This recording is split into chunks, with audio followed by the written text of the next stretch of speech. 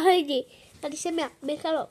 A dneska si uděláme Harry Potter od kanálu Cage Dragon, nebo nevím, jak se to čte.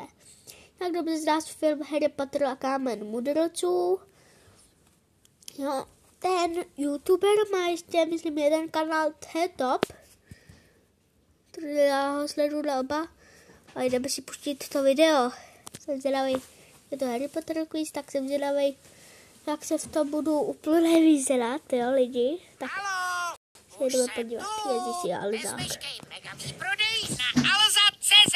Tak a jdeme se lidi podívat, jo. Máš v sobě tolik bolesti, tolik hněvu. A jejich zodpovězení by vám mělo ve většině případů.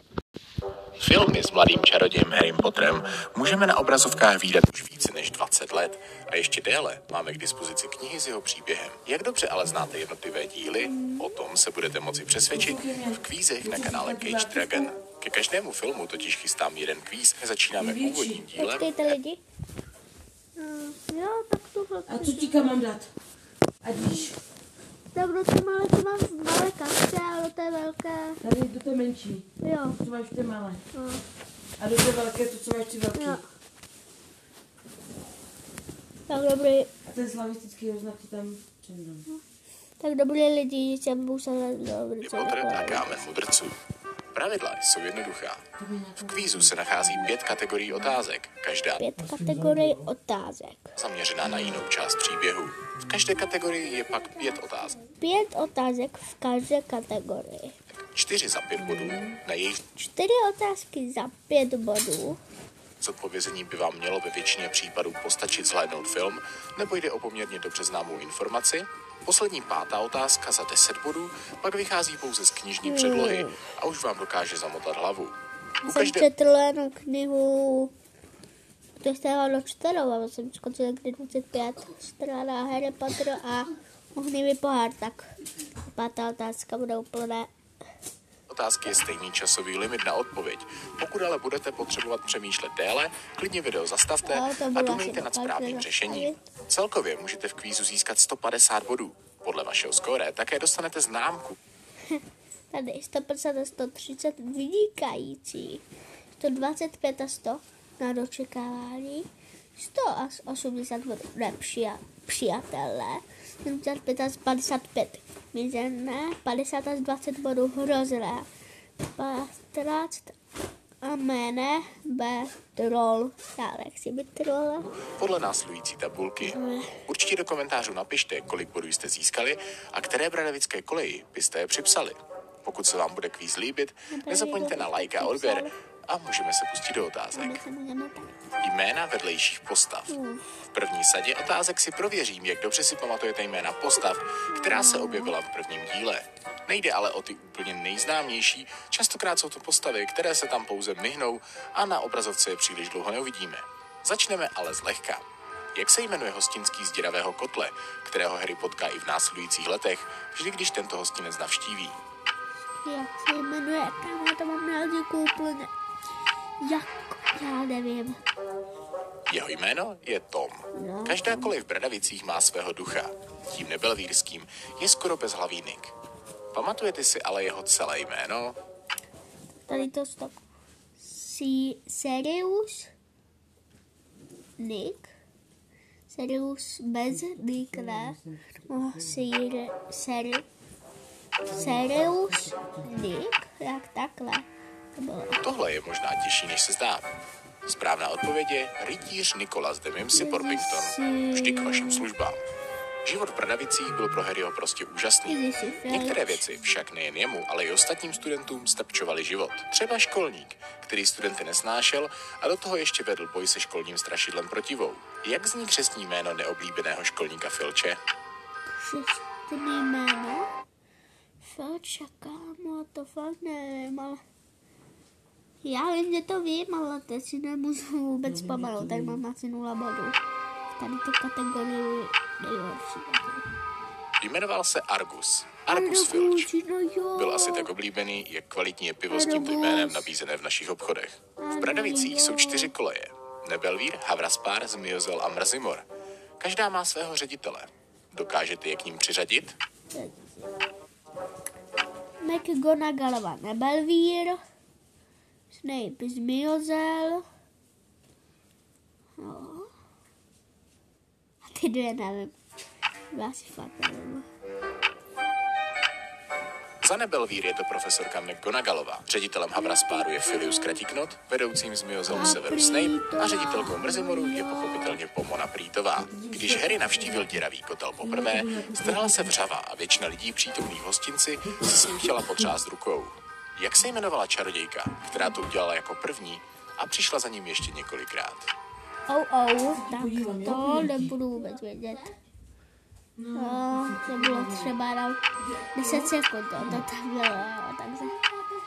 Těžká otázka, pokud jste nečetli knihu, těžko si tohle můžete vybavit. Její jméno zazní jen v této scéně a řekl bych, že jen dvakrát. Byla to Fordová.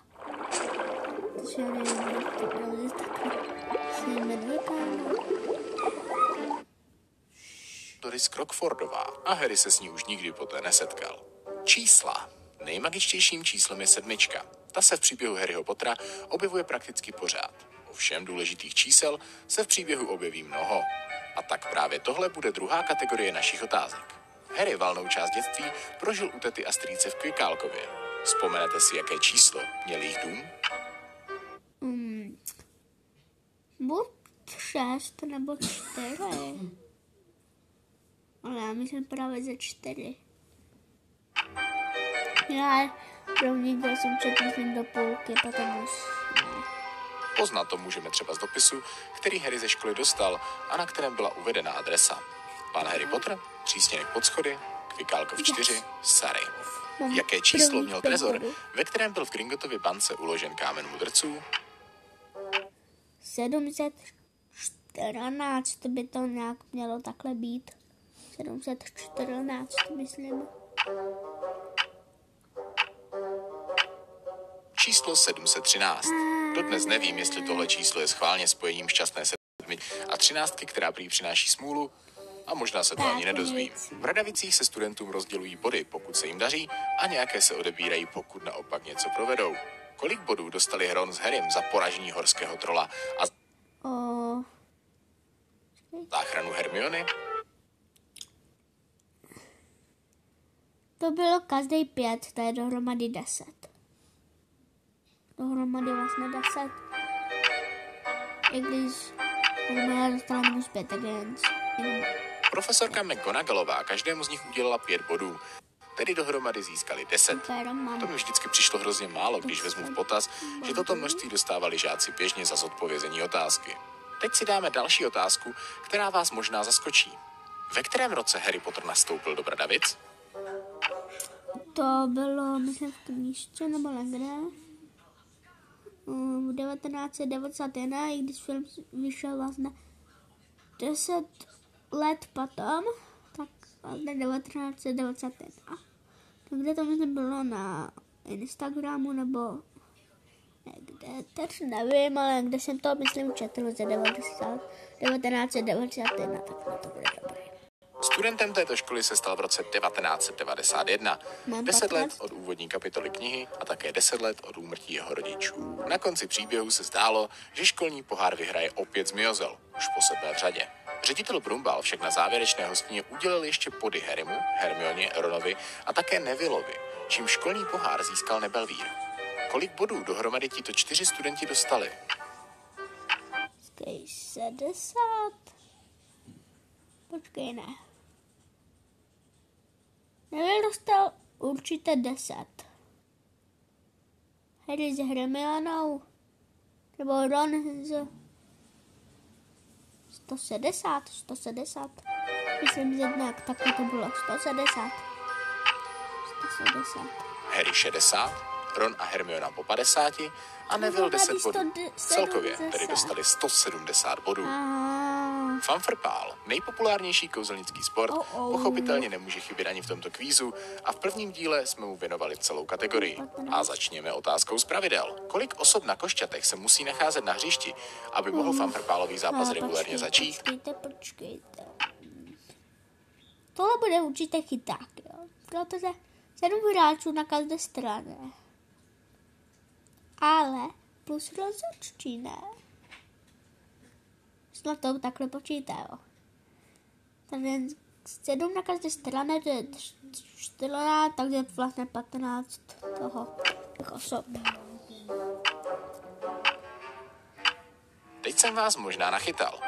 Každý tým má pochopitelně 7 hráčů, tedy celkově jich je 14. Je ještě ale třeba nezapomenout na rozhodčího, tedy celkově je na hřišti 15 osob. První zápas v bradavickém turnaji se odehrál mezi Nebelvírem a Zmiozelem. Tým v červeném místě dobře znáte. Vzpomenete si ale na jméno kapitána Zmiozelu? Kapitána, tak to vůbec. Kapitána.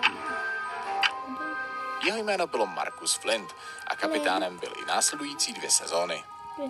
A zůstaneme ještě u Harryho debutu ve fanfrpálové kariéře. Kdo byl první, kdo v tomto zápase skóroval a připsal 10 bodů pro svůj tým? Tak to teda fakt nevím. Byla to Angelina Johnsonová z Nebelvíru. Dáme si nějakou otázku na odlehčení? Já myslím, že ano. Určitě se vám už vaří mozkové závity. Kolik míčů je potřeba k fanfrpálovému zápasu a dokážete je vyjmenovat? 2 patlouky. Jo. 2 patlouky a 1 zlatonka. Dohromady 3 telky. Máme 25 bodů, jako. Celkově 4. Camrál, zlatonka a 2 potlouky. Myslím si, že tady málo kdo zaváhal. Další Harryho zápas už se však do filmu nedostal. V něm se Nebelvír střetl s Mrzimorem a bylo třeba jej ukončit co nejdříve, aby rozhodčí, kterým byl tentokrát Snape, nadržováním nepřisoudil vítězství Mrzimoru. Jak dlouho to podle knihy tedy trvalo, než Harry chytil zlatonku a přisoudil vítězství svému mužstvu? Kurník, reklama, ale já myslím, nějak vím, že to bylo 13 minut, 7 až 13 minut, myslím. Učení se angličtiny v dnešním světě není jenom o slovíčkách a gramatice. Je to taky o tom se naučit anglicky myslet. Toto je Kristýna. Takže vlastně ne. A půlky tam vlastně 7 až 14. Trvalo to maximálně 5 minut, než Harry chytil zlatonku. A nejspíše šlo o školní rekord, jelikož si nikdo nepamatoval, že by některý tým zápas ukončil tak rychle. Hagrid, poloobr Hagrid, je především v prvním díle velmi výraznou a důležitou postavou. A tak jsem se mu rozhodl věnovat i celou kategorii otázek. Víte, jakou funkci, respektive práci, Hagrid v úvodu příběhu zastával? Safář a kličník. Kličník, nějak tak to říkal. Safář a kličník, ne, klečník. Kličník. Tohle neřekl. Safář a kličník v Bradavicích. Tohle neřekl na první hrému.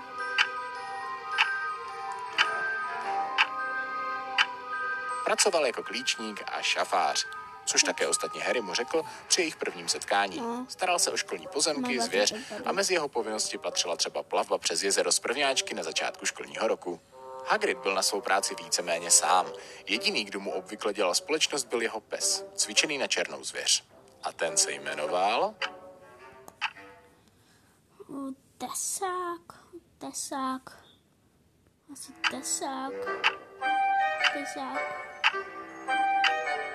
Tesák vypadal hrozivěji, než jaký doopravdy byl. Když jste se k němu přiblížili, nepokousal vás, ale spíše vám olíznul uši. Setkání s tříhlavým psem nebylo pro hlavní hrdiny úplně nejhezčím zážitkem. Později se ale dozvěděli, že patří Hagridovi. Ten ho Brumbálovi zapůjčil, aby strážil padací dveře. Hagrid se jim svěřil, že jedno ze svých miláčků dostal od nějakého nejmenovaného kouzelníka. Odkud původní majitel chloupka pocházel? Řecko tam nějak bylo, ne? Nějaký neznámitel nebo neznámitovatel z Řecka, myslím, nějak tak to bylo Řecko.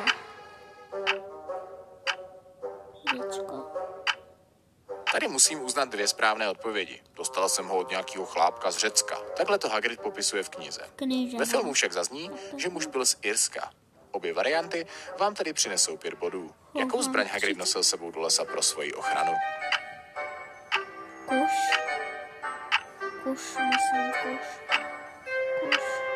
Šlo o samostříl, nebo chcete-li kuši? Měl pochopitelně i svou hůlku schovanou v deštníku. Nebyl ale příliš dobrý kouzelník a tak možná tahle ta střelená zbraň byla o něco lepší. Jakým způsobem Hagrid získal dračí vejce? Hagrid získal dračí vejce. Vyhrálo v kartách. Vyhrál jej v kartách v hostinci u prasečí hlavy v Prasinkách. Až později se ukázalo, že pod kápí se skrýval Quirrell a cílem nebylo Hagridovi udělat radost, ale dostat z ní informace o Chloupkovi. Kámen mudrců. Tento magický předmět je uveden přímo v podtitulu prvního dílu a tak by byla chyba neudělat kategorii otázek zaměřených právě na něj a na jeho ochranu před pánem zla. Začneme samozřejmě úplně tou nejjednodušší otázkou. Jak se jmenuje stvořitel jediného kamene mudrců na světě?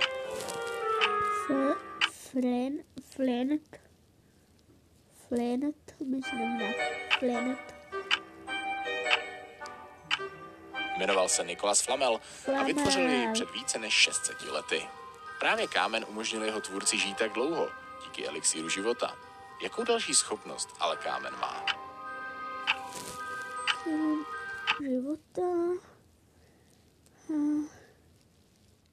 Já dokázal kov proměnit ve zlato.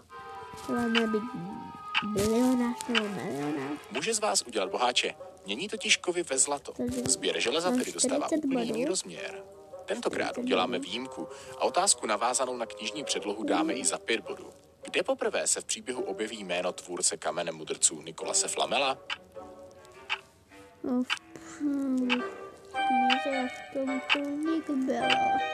Bylo to ve školním vlaku, když Harry jeho jméno četl na kartičce z čokoládových žabek s portrétem Brumbála. Bylo uvedeno, že on a Flamel jsou přátelé a spolu vypracovali hned několik prací o alchymii. Při cestě za kamenem musela hlavní trojice odehrát šachovou partii. Vybavíte si, místo kterých figur si Harry, Ron a Hermiona na šachovnici stoupli? Vůbec nevím. Harry nahradil střelce, Hermiona věž a Ron byl jezdec. Hlavně díky němu se jim nakonec podařilo tuhletu partii zvládnout a postoupit o další místnost dál. A už se dostáváme k poslední otázce. K ochraně kamene bylo použito hned několik překážek. Ta, kterou připravil Snape, se ale ve filmu neobjevila. Šlo o logickou hádanku se 7 lahvemi na stole, přičemž jen vypití jediné z nich vám povolí projít dál. Vzpomenete si, kolik nápojek hádance měli Harry a Hermiona k dispozici? 3 nějaké. Celkově byly 4 a právě na jejich základě bylo možné určit, která lahvička je správná a ve kterých se nachází smrtelný jed nebo víno. Kvíz je za námi. Jak se vám dařilo? To si teď můžete ujasnit podle tabulky. Pokud jste získali... Já mám 45. Hrozné. 150 až 130 bodů, je to známka vynikající. 125 až 105 bodů vás hodnotí jako nad očekávání. 100 až 80 bodů znamená přijatelné u NKU. 75 až 55 by většina profesorů hodnotila jako mizerné. Mezi 50 a 20 body jste v kategorii hrozné a pokud máte 15 nebo méně bodů, nedá se to označit jinak než známkou troll.